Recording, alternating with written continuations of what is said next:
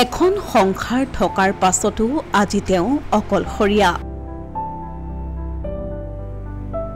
হাতত লাখুটিডাল লৈ থৰক বৰক খোজেৰে নিজেই কৰিব লাগে তেওঁ সকলো কাম। সকলো থকাৰ পিছতো যেন একো নাই তেওঁৰ লগত।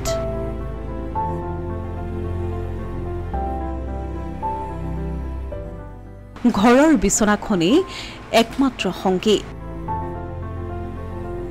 পুত্ৰ কন্যাৰে এখন সুন্দৰ সংসাৰ থকাৰ পিছতো আজি তেনে নিসংগ অকলশৰীয়া এজন অশীতিপৰ বৃদ্ধৰ দুৰ্ভাগ্যৰ কাহিনী এয়া।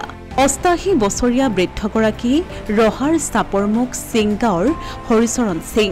দুটি পুত্ৰ আৰু এগৰাকী কন্যা সন্তানেৰে হৰিচৰণ সিঙৰ আছিল এখন সুখৰ সংসাৰ। কন্যাক বিয়া দিলে, দুই পুত্ৰয়ো বিয়া পাতিলে, পত্নীও ইহ সংসাৰ এৰিলে।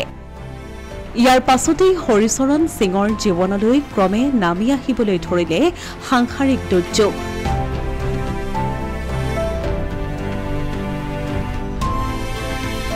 নিচাসক্ত বৰপুত্ৰই প্ৰায়ে মাৰধৰ কৰে নিজ পিতৃক। উপায়ন্তৰ হৈ হৰিচৰণ সিঙে বৰপুত্ৰক কাৰ্যপুত্ৰ কৰি উলিয়াই দিলে ঘৰৰ পৰা। সৰু পুত্ৰ পত্নীসহ গ'ল শিলিগুৰিলৈ। বৃদ্ধ পিতৃয়ে কেনেকৈ খাব, কেনেকৈ চলিব তাৰ খবৰ নলয় পুত্ৰ কন্যাই। আহে কেৱল সম্পত্তিৰ ভাগ বিচাৰি।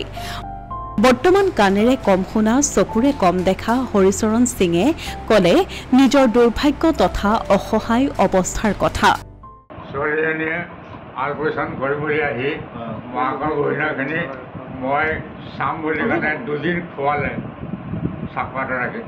তাৰপিছত গহনাখিনি লৈ গুচি গ'ল, পইচা নাই। গতিকে মই এতিয়া তেওঁলোকৰ ওপৰত বিশ্বাস নাই, কাগজখন হয় মই দিয়া নাই কাকো। অশীতিপৰ বৃদ্ধগৰাকীৰ অভিযোগ নিজৰ পুত্ৰ কন্যাৰ ওপৰত। হাবি জংঘলেৰে আৱৰি থকা ঘৰটোত অকলশৰে থাকে তেওঁ।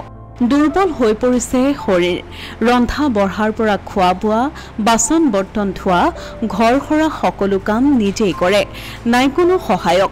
এসময়ত সমাজৰ কামত লাগি থকা বৃদ্ধগৰাকীৰ জীৱন চলি আছে এনেদৰেই।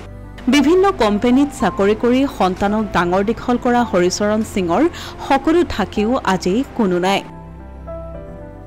নিজৰ সাঁচতীয়া ধনেৰে চলি আছে তেওঁ কোনোমতে।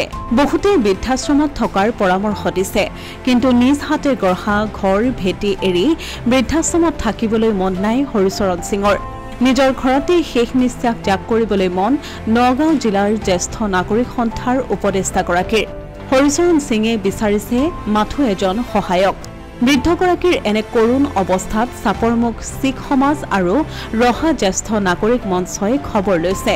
এজন সহায়ক পালেই যেন অশীতিপৰ বৃদ্ধগৰাকী আকৌ সতেজ হৈ উঠিব, এই আশা তেওঁৰ অন্তৰত। অসমীয়া প্ৰতিদিন ডিজিটেল সংবাদ ৰহা।